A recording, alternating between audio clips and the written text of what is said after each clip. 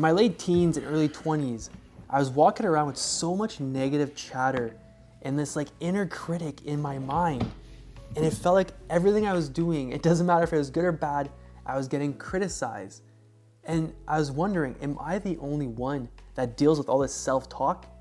And the more healing I was going through, I realized that we all deal with it. We all have a similar mindset. We all have a similar inner critic that just criticizes everything we do.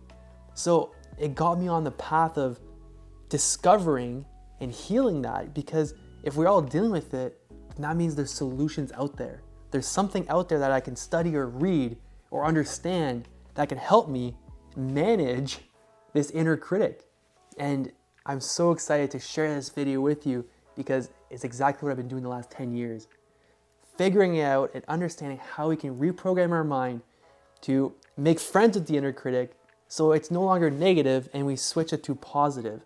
Because in my early 20s and late teens, I felt powerless. I had no power over anything I was doing, over my decisions, over my relationships, over my life, my destiny, my purpose.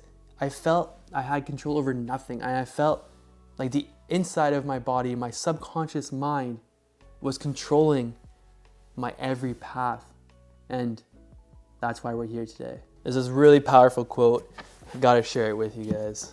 It's so good. Change the way you look at things, and the things you look at change. That one's by Wayne Dyer. Change the way you look at things, and everything around you will change. It's all in the thoughts.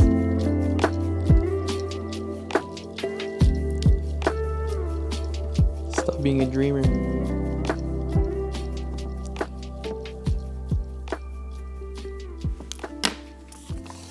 Now, to take control of negative self-talk, we need to understand the subconscious mind. Now, we have the conscious mind and the subconscious mind. The best way to understand this is your conscious mind is when you're very mindful and you're present, you're in the now. You're right here, right now, you're watching this video, you're consciously watching me, you're hearing what I'm saying. The subconscious mind is like when you wake up in the morning and you go brush your teeth. When you're brushing your teeth, you've done it so many times, it's automatic. You've trained your body, your subconscious, your conscious, so you're just brushing them. You're not really thinking this tooth, that tooth, right, left. You're not thinking that, you're just doing it. Another way to look at it is like your mind and your brain. Your brain is up here. This is a hard drive, like your phone. Your cell phone is a hard drive. The software is like the iOS system in the phone that gets updated every freaking week or every month. That's the software that continues to get updated. Now, your mind, your automatic behaviors, your subconscious, your conscious is like a software. The hard drive is like your brain. You're born with your brain. You're born with your hard drive. This will never change. What you can change and what you could upgrade is your subconscious, your consciousness, your programming. Now, that's your software. Therefore, instead of us living like it's 2003 with very old software, it's time that we upgrade our software. And how we upgrade our software is exactly what I'm about to share with you guys, because it's very easy to upgrade. We can do it. It just requires consistency and to have awareness on what a subconscious and consciousness is. Dr. Joe Dispenza is known for saying that the average human is 95% subconscious, unconscious, and 5% conscious. Again, that's the average person. But there's many tools out there to help us increase our consciousness and decrease our subconscious. Now, over the years, if you're not aware of that subconscious mind, things get added to it, right? And it's big and it's important because the best way to explain it is this bulletin board. Now, your subconscious mind can be programmed by anything and anybody. It could be this, it could be the media, it could be social media, it could be music, it could be TV, it could be our parents from when we were 5 years old, 6 years old, it could be teachers, it could be any authority figure. But little words that get said get put into our subconscious. We may not be aware of it consciously, but it gets programmed into us. And these are so many things over the years that got programmed into me that I ended up believing. And then I would tell myself that, like, I'm not good enough, I'm not smart enough, I'm never going to achieve the things I want to achieve. So many things, and it really had an imprint on me. Imagine this, we added to our bulletin board, and our bulletin board is above our bed. So we see it every morning and every night before we go to bed. And all these negative words We look at it, we read it, okay, go to bed. We wake up, we look at it, we read it, and we just continue to tell ourselves, right? That's what we're doing with our inner critic. That's what our inner critic is doing, is it's registering all those words that have been said for the last 20, 15, 30 years, and we just keep telling ourselves these exact words. This is who we are, this is who we are. Imagine you had a friend that every day you woke up and they'd tell you these things. And every time before you go to bed, they would tell you these things. You would no longer want to be that person's friend. Okay, well, you need to look at your inner critic, your subconscious, your mind as a friend, right? You are not your thought. Your subconscious mind is the invisible board that we need to clean up. We need to clean up this board, and that's what we're gonna do. Now, it's really key that you understand your thoughts. When I was growing up, I got into a bad crowd. When I was 14, all the way up to about like 20, 21, I smoked weed almost every day, multiple times a day. And on weekends, I would drink all the time. And I had multiple different crowds. You know, I had my athletic crowd, my sports. Like I still played a lot of sports. I still stayed active, which I believe saved me and helped me a lot. But I did smoke a lot of weed, and it had a massive effect on me. It had a massive impact on me, and it really stagnant my growth. But I'm very grateful for the experience because it brought me to where I am today, and I wouldn't change anything. But what I'm trying to get to is, at the time when I was 14 and that life seemed normal to me, I realized that my environment, my thoughts made it seem like, oh, it's okay to smoke weed. There's nothing wrong with smoking weed. There's nothing wrong with drinking, because of the music I listened to, the shows I would be able to watch, and just my environment. There's drugs everywhere. It's just crazy, like how powerful our environments, our subconscious, our thoughts, what we program, what we put into our systems, if we can control it or not. It's not my fault at 6, 7, 8, 9, 10, 12, 13 years old that I was consuming this type of information, this type of environment. It has a massive impact on you, so you want to be careful. Or when you're at the age that you're at and you're able to reflect, you're able to understand, okay, that's where it came from. Let's kick those aside. Those are not the right thoughts. And this leads us to a really powerful quote that I really want to share with you. This quote I read when I was, I think, in my early 20s, so about 5, 6 years ago, but it really put perspective on everything I'm experiencing, and it really allowed me to shift my mindset, which we'll talk about those tools very shortly. But this is the quote: "Your thoughts are not facts or reality. They're just thoughts." And this was by Eckhart Tolle. Your thoughts are not facts or reality. They're just thoughts. And it brings back to the quote from Buddha. It's, we are not our thoughts. And because of that, it allowed me to, in my early 20s, to reprogram my mind. And I'll share those tools. During my journey of going through the addiction and going through all that stuff and being able to reflect on all that, I was able to notice how all those thoughts was programming and changing my perception on reality, on life. And it made me feel that this was the reality that I was living, which it was so far from the truth.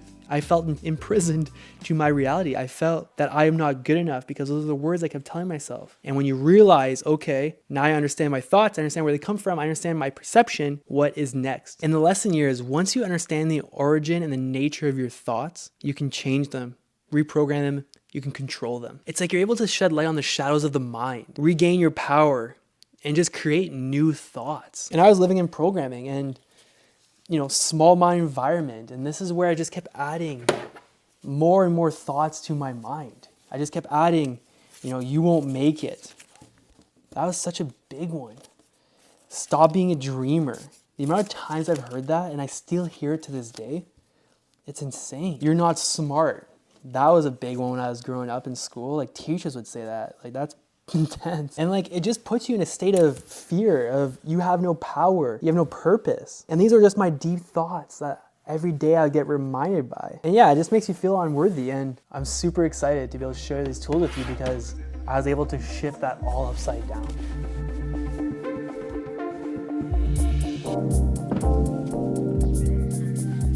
The last part before we jump into the 5 deep lessons. Now, we spoke about the subconscious mind. We understand that. We spoke about trying to understand where the thoughts come from. The next part, the last part, before we jump into the deep strategies, triggers. It's important to understand where the triggers come from. Because when you come to understand what triggers a thought, or what triggers those behaviors, what triggers your subconscious, like what makes you come up with these negative thoughts. When you understand the triggers and you can swap them and you can remove the triggers, your entire life changes. Now, what type of triggers are there? There are social media, right? If we're scrolling on social media and then next thing you know, we put the phone down and a couple minutes pass by and a negative thought comes up, well, it's only been a couple minutes and I put my phone down. That's probably the cause. Or you watch a TV show and you have thoughts during the TV show and they're negative. Or you finished a movie or you finished listening to a certain type of music genre that you like, but you have negative thoughts. It's important to understand the root, where the source, why are these thoughts coming up? You know, if you have a deep conversation with a family member and then the next 2 days you're filled with negative thoughts, why are they coming up, right? So when you understand the triggers, you can then create the boundaries, right? It doesn't mean you cancel culture, your family, or you cancel TV or you cancel music. No, you're just mindful about it, right? So if you understand that a conversation with your mom or your dad brings you to these emotions and they trigger you and you now go on this spiral of negative thoughts for a few days, okay, well, maybe understand the why, the what, the who, so then you can develop better behaviors and you can develop a better relationship and you can develop better boundaries to prevent those negative thoughts. Because again, like we talked about earlier, those negative thoughts shape you, right? So it's important to set those boundaries. And when I went through this process, it was very difficult because I realized that a lot of outside forces were making me feel the way I was feeling. So I had to step away from all of that. I had to go explore, go travel, move to a different city, leave the small town. Like a lot of things I had to do. It was very uncomfortable for me and the people around me for a couple years because I had to heal myself. Once I healed myself and I healed what's going on inward, I was then able to make my boundaries bigger. So I started with very tight boundaries, very limited. So like change my music, change my TV. I actually stopped listening to music, went to podcasts. I started consuming books and not consuming Netflix. There's some family members and things like that instead of it being a weekly thing, it turned into a monthly or a bi-monthly thing. And eventually when I was healing myself and I was able to make my boundaries bigger and take in more of other people's energies, right? It's the classic cup analogy, right? We wake up in the morning, our cups are full, right? Full cup. So much energy, so full. And then we go around some people or some things or some TV or whatever, and it drains our energy. And next thing you know, it's halfway through the day and we have no more water left in our cup for ourselves. So we can't be around those type of people, things, energies that drain our cups. We need to be around people that fill our cups. And by setting those boundaries, you're able to then remove those negative thoughts, right? When you create those boundaries and you remove those triggers, you then can pull out your bulletin board, pull out your subconscious mind, the things that have been programmed. And next thing you know, you discover that one trigger that stop being a dreamer, right?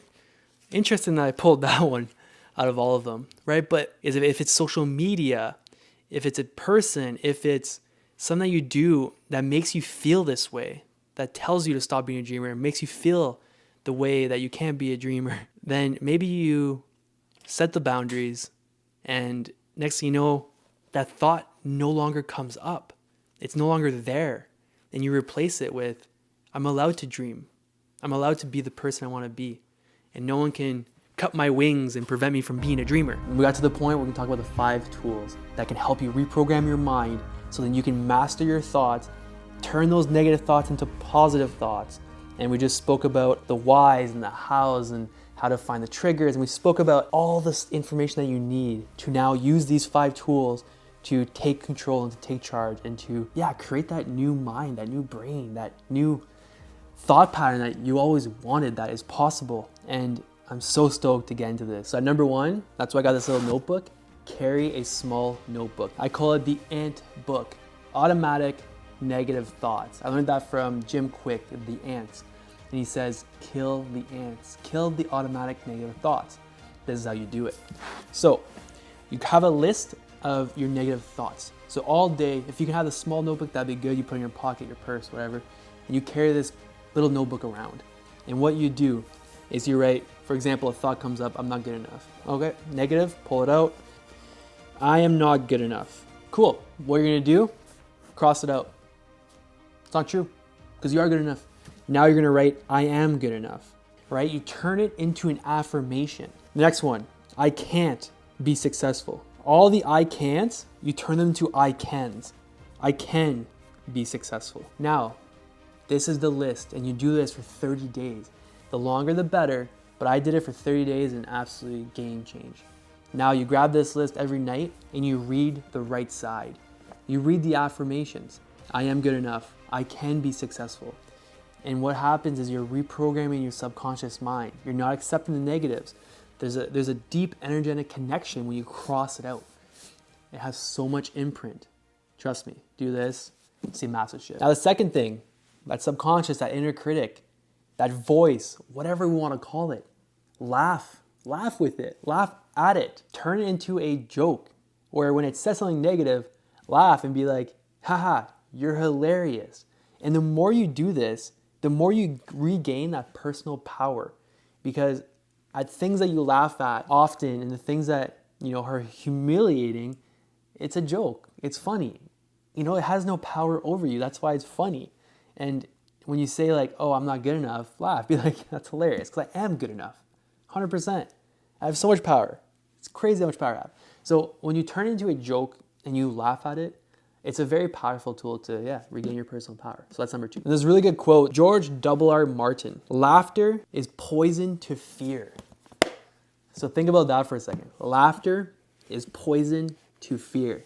So when you laugh, the fear is no longer there because you're laughing. Now the third thing, make a good list. That's what I call it, a goods list. Let me show you what it is. So it's anything you're proud of. This could be anything from small to big things. It could be accomplishments, things that make you uniquely you, any skills. This is something you want to read for 30 days. I also, whenever I feel low energy or anything like that, I pull this list out and I reread it. And I say, and it reminds me of all my accomplishments, everything I've achieved, who I am, and what makes me uniquely me. And that's what combats the subconscious mind. That's what fights against the negative talk. So this list can be very simple. It could be like, I have a big heart. I take care of the planet. I eat healthy. I love cooking. It can be things from the past. Like I scored the winning goal, and I think it was in 11th grade for the high school team in overtime. And it was a 3-2 game. So I got the third goal, and it was the greatest. It was the greatest feeling. I remember everyone skating and jumping on me. It was such an amazing accomplishment. And something so small and 10, 12 years ago, but it's something that brings me that joy, right? But this is how I clean up my bulletin board. Let me show you. Okay, so the first thing you want to do is you want to preheat the oven at 350, okay?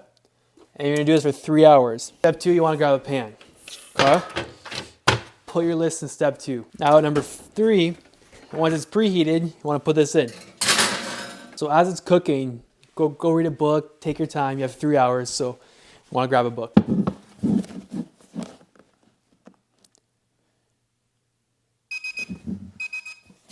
It's ready. Let's go grab it. You want to make sure you have your gloves because it's going to be hot. So now you grab it, take a look, make sure it's ready. It's good. Now you just want to take a look. You want to make sure everything's cooked. Yeah, it's looking good. Okay. Seems ready. Let's cool it down. Now we can do the final product. This is a stage where we can now remove all those negative self-talks. Now that it's cooked and it's ready, it's spent 3 hours cooking, 30 days of doing this every day. We're now able to rip away that negative self-talk, put in the good stuff. So every day when we walk by this board, our internal board, our subconscious mind, by reprogramming it, we now have those positive thoughts every day. It's no longer those negative thoughts. And it's so powerful when you start to do and utilize these tools, because you no longer have to continue to walk by those negative thoughts. This is all an ideology, right? Like, this is more internal, because negative thoughts can control your entire life. Like I said earlier, it's like having a bulletin board outside your door, your car door, your bathroom door, your bedroom door, and every day you walk by it and you continue to see the negative thoughts. You continue to tell yourself how negative, like how your life is not good and blah, blah, blah. But when you start to switch that and cross that out and start adding a goods list where you put all the good stuff and you keep pouring that in your brain, you keep pouring that in your mind, you start to create a healthy board. As you can tell, when I put that in the oven, I didn't use anything. I didn't use any salt. I didn't use anything that could, like gluten. I didn't use any bad ingredients. I only used good ingredients. And that is the reason why we now have healthy, positive thoughts on our bulletin board. Check this out. It's all beautiful. It's all white. I'm beautiful. I wrote a book. I started a social business. I'm worthy. I scored 30 goals. I will achieve what I put out. I deserve happiness. I will help the earth move forward. Anyways, create your board. Again, please do not use an oven. I got a lot of journals. All right, at number 4, it's gratitude. And this is something very simple. 5 minutes a day, first thing when you wake up. And do this for, again, 30 days. 5 things you're grateful for. It can be very simple. Grateful for waking up in the morning. I'm grateful for breathing. I'm grateful for drinking water. And these are all the journals, and there's more. But oh, this is a book. I got one book in there. Sorry, didn't want to make that look bigger than it is. All right, now it's all journals. These are all journals from the last 5+ years where I've had so many gratitude things. Like I'm sure if I open this one, yeah. Right here. I'm grateful for today. I'm grateful for all the green. I'm grateful for sound. I'm grateful for life. And I have some affirmation. I have an abundance and happy love and freedom. I have a vegan restaurant. I can't even read my own language. I have a sanctuary, right? So this is a random one that I just pulled from the top, but like all these, like I've been doing this for like years and years and years. Like it's crazy, but it's what's helped me. And it's only taken me 5-10 minutes a day, but it's just the consistency. Like 1, 2, 3, 4, 5, 6, 7, 9, 10, 14, 15, 18 just right here. 19, this is a fresh one. I got a couple in here. Trust me, journaling, gratitude, they evolve with time, but they bring a lot of value. At number 5, meditation. Now, I speak about meditation probably in every one of my videos. Meditation has absolutely, positively changed my life for the better. There is nothing I recommend more than meditation. I left it last because I feel like that's all I talk about, and if I put it first, people are like, oh, again, he's talking about meditation. But just stay with me for just a couple minutes here. This type of meditation is like having a tea party with your inner critic. So, you had a long day, you had 5, 6, 7 negative talks in that journal that we talked about, the A.N.T book, the A.N.T journal. We come back with that, we meditate with those. We meditate with the inner critic. It's like, okay, cool. You said all these things. Why did you say all these things? What was the reason? What was the purpose? And like we spoke about earlier about understanding your thoughts and understand the triggers. When you meditate, you're able to understand. Is it from when I was in 8th grade, a teacher said this? Is it from when I was 11 years old, my parents would say this? Like, the more you reflect and you ask your inner critic, you ask your subconscious, you ask the bigger power out there that is bigger than us, that is the universe. You ask the universe, like, hey, where does this come from? You'll get an answer. And you might not get an answer right away, but you'll eventually get an answer to know why and how. Once you know why and how, you can leave it behind. You're no longer questioning on why that came up, because like I said earlier, you are not your thoughts, right? So if you're not your thoughts, these things that come up are not you. So when they come up during a meditation, when you meditate on it, and you have a tea party with your inner critic, and you imagine your inner critic's in front of you, this person saying all these bad things, and you ask them and you tell them, hey, that's not who I am. Please don't talk to me. Create boundaries. And a meditative practice can really help you with that. Another one would be a visualization. So what you do is after you do that 5 to 10 minute inner critic tea party, you do a 5-10 minute visualization. And this is where you visualize the other side of the list. You visualize the affirmations. I am good enough, I am powerful, I have this amount of money, this amount of sanctuaries, I help this many people. Whatever the thing is that you want to manifest, is you create this affirmation list that we talked about, you visualize that, and you do that for 5-10 minutes. You be with that. And it's a 10, 15, 20 minute practice, however long you want it to be. But again, I used to do that at the beginning when I was dealing with 95% negative thoughts, and like that's all that was. My life was negative, negative, negative. Everything was freaking negative. Victim, all that stuff. So when I took these practices, these 5 practices, and I did them for about, I think it was about 2-3 months. I did them religiously, like I did them all the time, nonstop. I noticed a massive shift after 30 days. 30 days, everything started to change, and I was like, whoa, this is interesting, right? It went from 90% negative to 80% negative to, like, I felt it. And you can see in the books, right? I went from 15 negative thoughts a day to 10 negative thoughts a day to 5 negative thoughts a day. And next thing you know, it completely switched.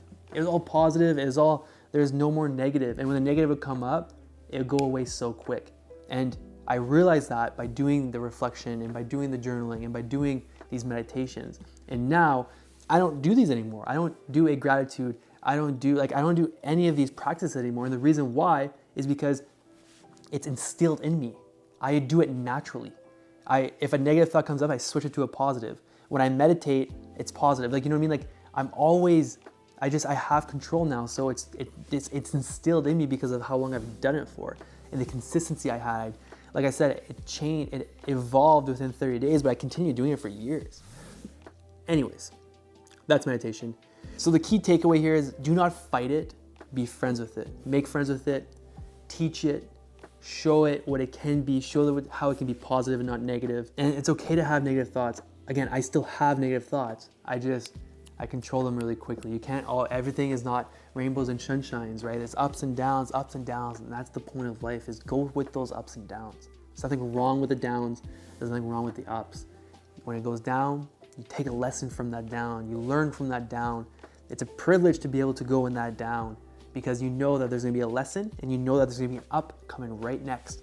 Because life and the universal energies and quantum physics and all that stuff, everything has an up and a down, up and down. So celebrate the small wins.